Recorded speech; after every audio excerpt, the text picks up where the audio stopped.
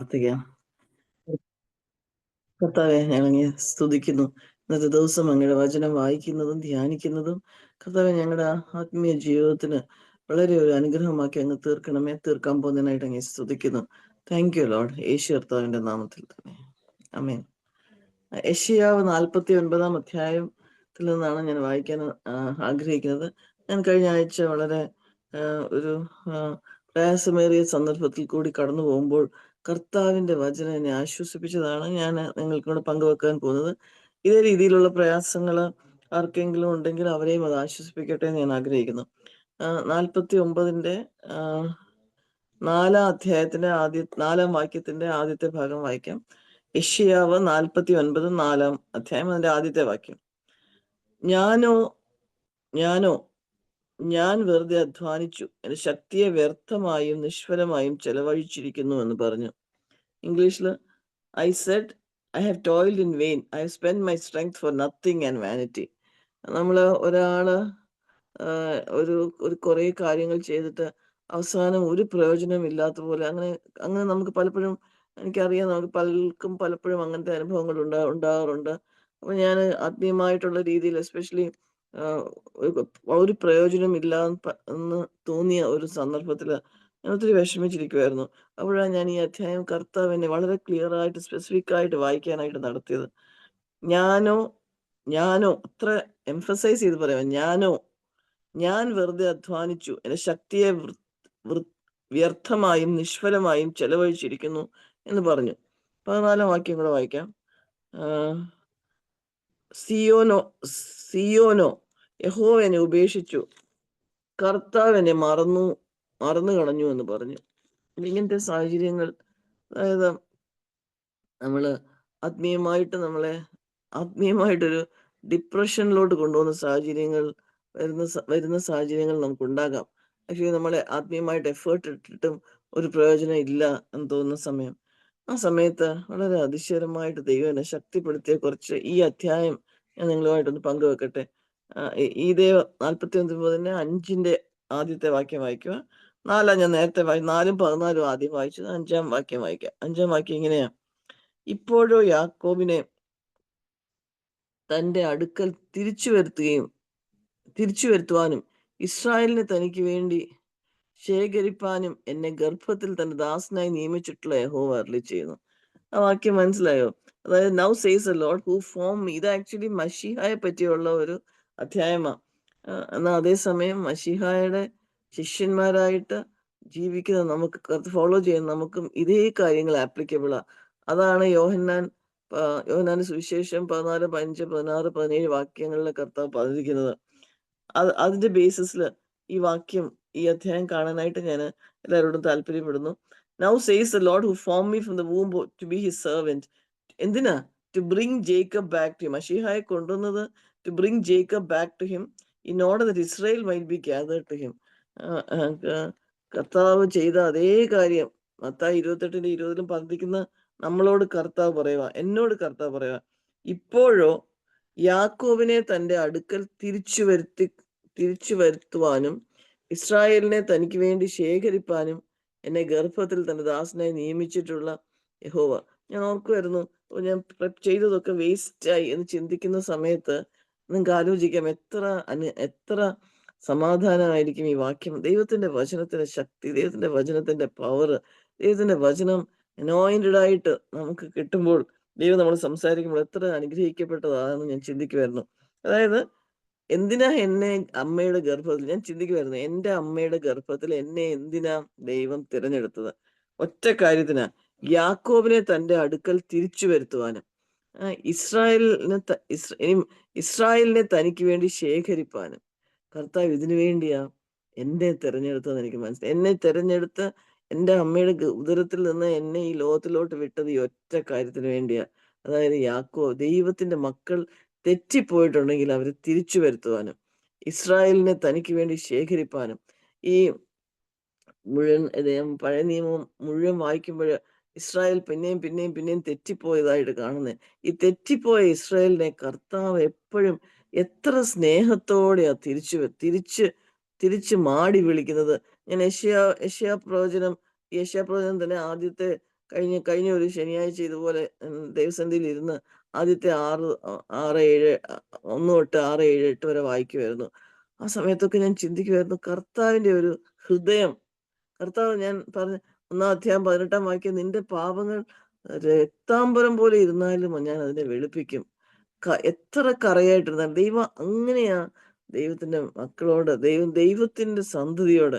അപ്പൊ ദൈവത്തിന്റെ മക്കളെ ദൂരെ പോയാൽ കർത്താവ് തിരിച്ചു വരുത്താൻ, പിന്നെ തനിക്ക് വേണ്ടി ശേഖരിപ്പാൻ കർത്താവ് ആഗ്രഹിക്കുക.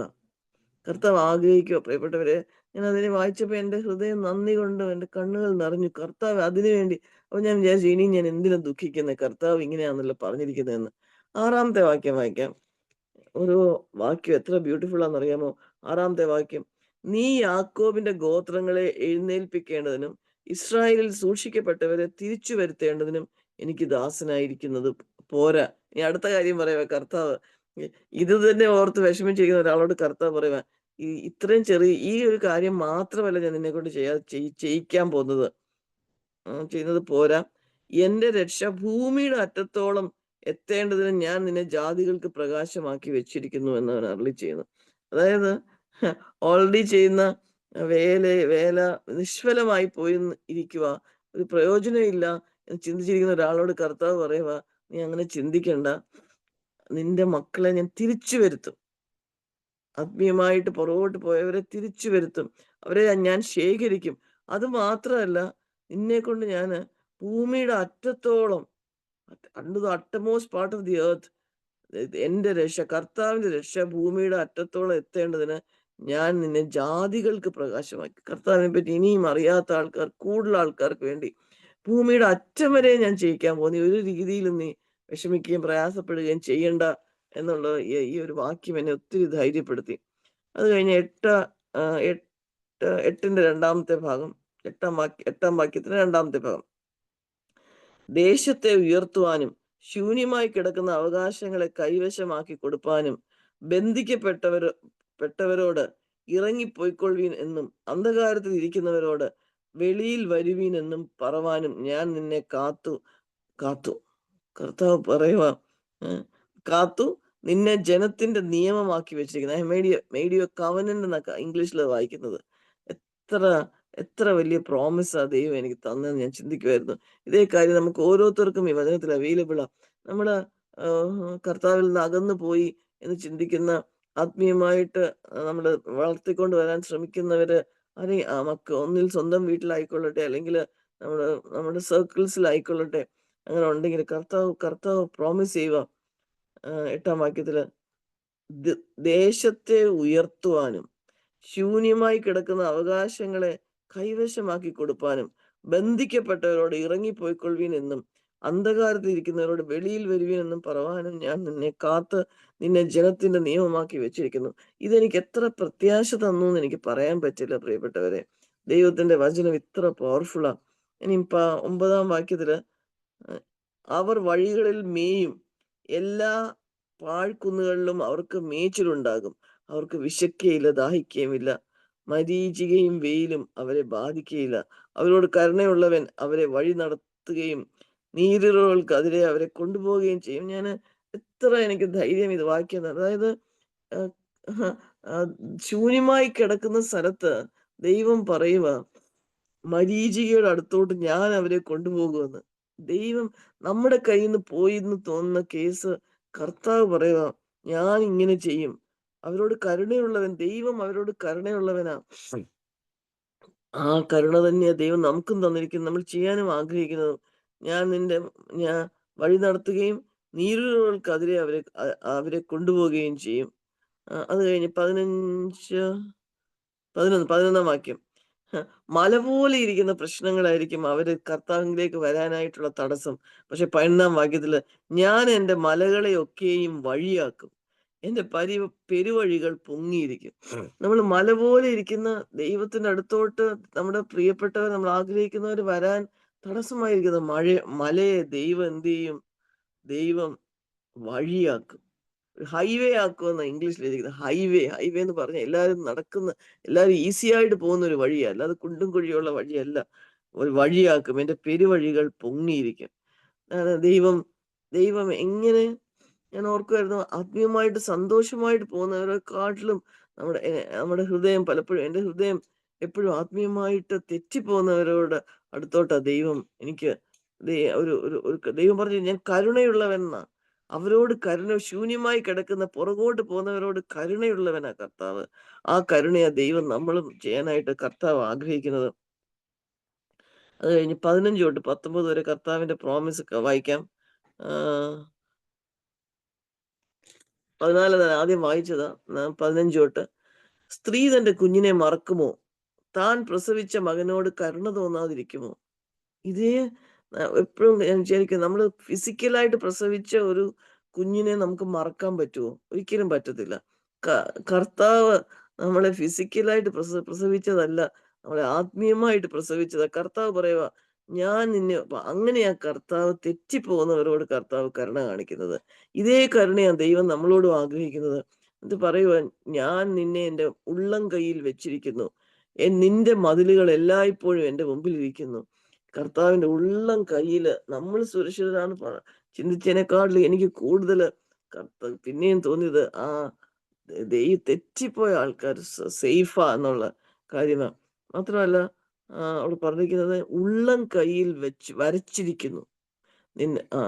മതിലുകൾ എല്ലായ്പ്പോഴും എൻ്റെ മുമ്പിൽ ഇരിക്കുന്നു. എന്ത് തടസ്സമായാലും, എത്ര തടസ്സങ്ങളാണ് മതിൽ പോലെ നിൽക്കുന്നത്, കർത്താവിനെ അവരറിയുന്നതിനുള്ള തടസ്സം ഉണ്ടെങ്കിൽ, ഏതെങ്കിലും തടസ്സം ഉണ്ടെങ്കിൽ കർത്താവ് പറയും, അത് എപ്പോഴും കർത്താവിന്റെ മുമ്പിലുണ്ട് ആ മതില്. ആ your walls are continually before me എന്ന ഇംഗ്ലീഷിൽ പറയുന്നത്. 20, 21 വായിക്കാം. ഇനിയും വളരെ അനുഗ്രഹിക്കപ്പെട്ട കുറച്ച് വാക്യങ്ങൾ ഇവിടെ. നിന്റെ പുത്രഹീനതയിലെ മക്കൾ സ്ഥലം പോരാതിരിക്കുന്നു, പാർപ്പാൻ സ്ഥലം തരിക നിന്നോട് പറയും.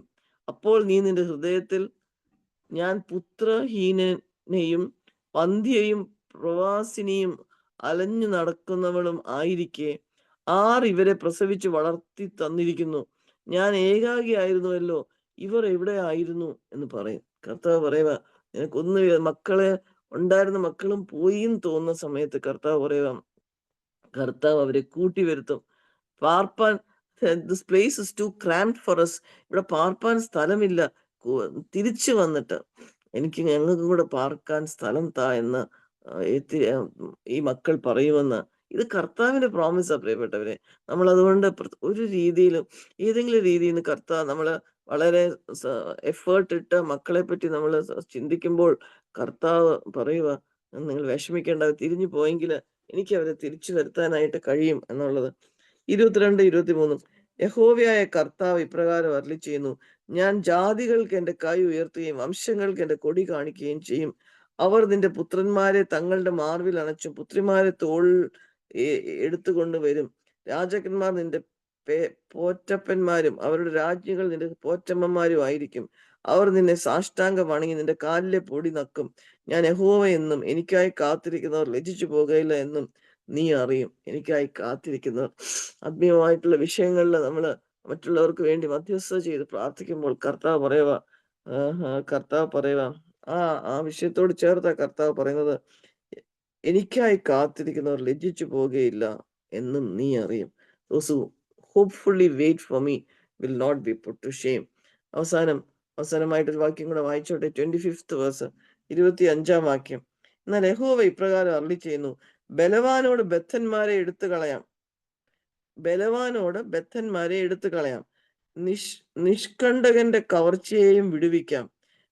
നിന്നോട് പോരാടുന്നവനോട് ഞാൻ പോരാടുകയും നിന്റെ മക്കളെ രക്ഷിക്കുകയും ചെയ്യും. I will save your sons. ഇംഗ്ലീഷിൽ അതങ്ങനെ എഴുതിയിരിക്കുന്നത്. 25th വേഴ്സിന്റെ last, I will save your sons. ഞാൻ നിന്റെ മക്കളെ രക്ഷിക്കുകയും ചെയ്യും. ഇതിനെക്കാട്ടിലും വലിയൊരു പ്രോമിസ് വേണോ ദൈവത്തിന്റെ വചനത്തിൽ നിന്ന്? പറഞ്ഞതിന്റെ ഒരു സമ്മറി ആയിട്ട് ഞാൻ പറഞ്ഞുകൊള്ളട്ടെ. നമ്മൾ പലപ്പോഴും ആത്മീയമായിട്ട് ആൾക്കാർ ചിലപ്പോൾ തിരിഞ്ഞു പോകുന്ന കാണുമ്പോൾ നമുക്ക് ഇങ്ങനെ തോന്നും, ചെയ്തതെല്ലാം വൃഥാവായല്ലോ, ഞാൻ ഒത്തിരി ആഗ്രഹിച്ചു പക്ഷെ അതൊന്നും നടന്നില്ലല്ലോ എന്ന് നമ്മൾ ചിന്തിക്കും. പക്ഷെ കർത്താവ് പറയാം, നീ വിഷമിക്കേണ്ട, എന്നെ കാത്തിരുന്നാ മതി, നീ ലജ്ജിച്ചു പോകുകയില്ല. ഏതൊക്കെ നിന്റെ മക്കളെ മാറിപ്പോയോ ആത്മീയമായിട്ട്, നീ എത്ര എഫേർട്ട് ഇട്ടവർ മാറിപ്പോയോ, ഞാൻ അവരെ തിരിച്ചു കൊണ്ടുവന്ന് അവര് പറയുന്നു, എനിക്ക് സ്ഥലമില്ല. കുറച്ചുകൂടെ സ്ഥലം ഉണ്ടാക്കി. എനിക്ക് നിന്റെ കൂടെ താമസിക്കണമെന്ന് അവര് പറയും. എന്നിട്ട് സ്ഥലം ഉണ്ടാക്കാൻ പറയും. കർത്താവ് പറയും, ഞാൻ അവരെ തിരിച്ചു കൊണ്ടുവരും. ഞാൻ അവരെ ശേഖരിക്കും. നീ ലജ്ജിച്ചു പോകുകയില്ല. അവരെ യാക്കോബിനെ തിരിച്ചു കൊണ്ടുവരുന്നത് മാത്രമല്ല, വിഷമിക്കേണ്ട, നിന്നെ ഞാൻ ഉപയോഗിക്കാൻ പോവാ. എന്തിനാ? അനേകരെ ജാതികളെ രക്ഷയിലേക്ക് കൊണ്ടുവരാനായിട്ട്. ഒരു വാക്യം കൂടെ വായിച്ചോട്ടെ. രണ്ടാമത്തെ വാക്യം 49:2. കർത്താവ് തന്ന പ്രോമിസാ എനിക്ക്. അവൻ എന്റെ വായി, ഞാൻ ആക്ച്വലി വിചാരിച്ചു ഇനി എന്തോ ഇത്രയും നാൾ ചെയ്തെല്ലാം വേസ്റ്റ് ആണെന്ന് വയ്ക്കും. കർത്താവ് പറയുക രണ്ടാം വാക്യത്തില്, അവൻ എന്റെ വായെ മൂർച്ചയുള്ള വാൾ പോലെ ആക്കി തന്റെ കൈയുടെ നിഴലിൽ എന്നെ ഒളിപ്പിച്ചു. അവൻ എന്നെ മിനുക്കിയ അമ്പാക്കി തന്റെ പൂണിയിൽ മറച്ചു വെച്ചു. അത് കഴിഞ്ഞിട്ടാ പറയുന്നത് എന്നോട്, ഇസ്രായേലേ, നീ എന്റെ ദാസൻ, ഞാൻ നിന്നിൽ മഹത്വീകരിക്കപ്പെടും എന്ന് അരുളി ചെയ്യുന്നു. ആത്മീയമായിട്ട് ഫലം കാണാതെ ഇരിക്കുമ്പോൾ കർത്താവ് പറയുന്ന കാര്യങ്ങളായത്. നിനക്ക് അവരോട് സ്നേഹമുണ്ട്, എനിക്ക് അതിനെക്കാട്ടിലും കരുണ അവരോടുള്ളത്. ഞാൻ അവരെ തിരിച്ചു കൊണ്ടുവരും. ഞാൻ അവരെ ശേഖരിക്കും. ഞാൻ നിന്റെ നിന്റെ നിന്റെ ഞാൻ നിന്റെ അവിടെ താമസിക്കാൻ സ്ഥലമില്ലാതെ വണ്ണം ആൾക്കാരെ കൊണ്ടുവരും. എന്നിട്ട് കർത്താവ് പറയുക, നീ വിഷമിക്കേണ്ട, നീ ഇത്രയും ചെയ്തോ, ഞാൻ നിന്നെ യാക്കോബിനെ തിരിച്ചു കൊണ്ടുവരുവാനും ജാതികളെ തോട് എന്നെപ്പറ്റി പറയാൻ ഉപയോഗിക്കും. അത് മാത്രമല്ല, അവൻ എന്നെ മൂർച്ചയുള്ള വാൾ പോലെ ആക്കി തന്റെ കൈയുടെ നിഴലിൽ ഒളിപ്പിക്കുകയും മിനുക്കിയ അമ്പാക്കി തന്റെ പൂണിയിൽ മറച്ചു വെക്കുകയും ചെയ്യും. ഈ വാക്യങ്ങൾ വായിച്ചപ്പോൾ എനിക്ക് പറയാൻ പറ്റില്ല എത്ര ധൈര്യം. ഈ 49 അധ്യായം യെശയ്യാവിന്റെ എൻ്റെ ഒരു ലൈഫ് സേവറായിട്ട് മാറി. ഞാൻ കർത്താവിൽ വളരെ പ്രത്യാശിച്ചു. ഞാനത് കർത്താവ് ചെയ്യുന്നു. കർത്താവ് പറയുക, ഞാൻ നിന്റെ മക്കളെ രക്ഷിക്കും. ഇനിയും തെറ്റിപ്പോയ ആരെങ്കിലും ഉണ്ടോ? ഈ വാക്യം ഞാൻ പോരാടി. ആരോടെ കർത്താവ് പോരാടാൻ പോകുന്നത്? അവരെ മാറ്റി വെച്ചിരിക്കുന്ന സാത്താനോട്. അതാണ് റിയലി എനിമി. കർത്താവ് പോരാടിയ പിന്നെ നമ്മൾ എന്താ? നമുക്കറിയാം, മിഖായേലും ഗബ്രിയേലും ഒക്കെ ദൈവത്തിന്റെ സാത്താനോട് പോരാടുവാന്ന് നമുക്ക് ദാനിയേൽ പ്രവചനത്തിൽ വായിക്കുന്നു. കർത്താവ് പറയുക, ഞാൻ പോരാടുകയും നിന്റെ മക്കളെ രക്ഷിക്കുകയും ചെയ്യും. വളരെ വളരെ പ്രത്യാശ എനിക്ക് കിട്ടി. ദൈവം അത് ചെയ്യുമെന്നുള്ള ഉറപ്പ് കിട്ടി. മുമ്പോട്ട് പോകാനുള്ള ധൈര്യം കിട്ടി. ആരെങ്കിലും എന്നെ പോലെ ഈ രീതിയിൽ പ്രയാസപ്പെടുന്നുണ്ടെങ്കിൽ ദൈവം ഈ വചനത്തിൽ നിന്ന് അവരെ അവരെ ധൈര്യപ്പെടുത്തട്ടെ എന്ന് പ്രാർത്ഥിക്കുന്നു. ആർക്കെങ്കിലും വചനം അവസാനിപ്പിക്കാം.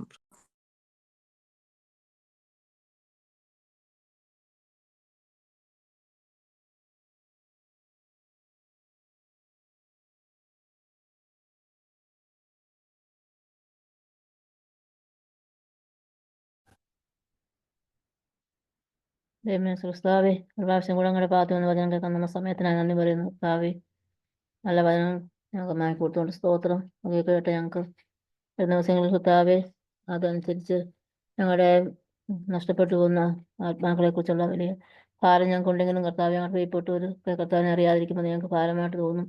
എന്നാൽ കർത്താവ് അങ്ങനെ വന്നിട്ട് പോകുന്നവർ കർത്താവെ, അത് ദുഃഖകരമായ കാര്യമാണ് മാനസിക രീതിയിൽ. എന്നാൽ ദൈവത്തിന് അതിനൊക്കെ ഉദ്ദേശങ്ങൾ ഉള്ളതുകൊണ്ട് സ്തോത്രം. അവരെ മടക്കി വരുത്താൻ നീ ശക്തനെന്ന് ഞങ്ങൾ കേൾപ്പിച്ചുകൊണ്ട് സ്തോത്രം. കർത്താവെ, നല്ല വചനം തന്നുകൊണ്ട് സ്തോത്രം. ഇത് കേൾക്കുന്ന എല്ലാവർക്കും അത് അനുഗ്രഹമായി തീരുവാൻ, ഈ ദിവസങ്ങളിൽ കേൾക്കുന്നവർക്കും അത് അനുഗ്രഹമായി തീരുവാൻ സഹായിക്കണം പ്രാർത്ഥിക്കുന്നത്. കേട്ടവരെ കൊണ്ടുവന്നുകൊണ്ട് സ്തോത്രം. കർത്താവെ, ഇപ്പം വചനം കൊടുത്തുകൊണ്ട് സ്തോത്രം. ഇപ്പം ഞങ്ങൾ പിരിയുന്ന കർത്താവ് പിരിയാത്ത സാധനം ഞാൻ നിറയ്ക്കണമെന്ന് പ്രാർത്ഥിക്കുന്നു. പ്രാർത്ഥന കേട്ടിരിക്കുക സ്തോത്രം. എല്ലാം താഴ്മയുടെ ഭീഷണിയോട് കേൾക്കണം. Praise the Lord.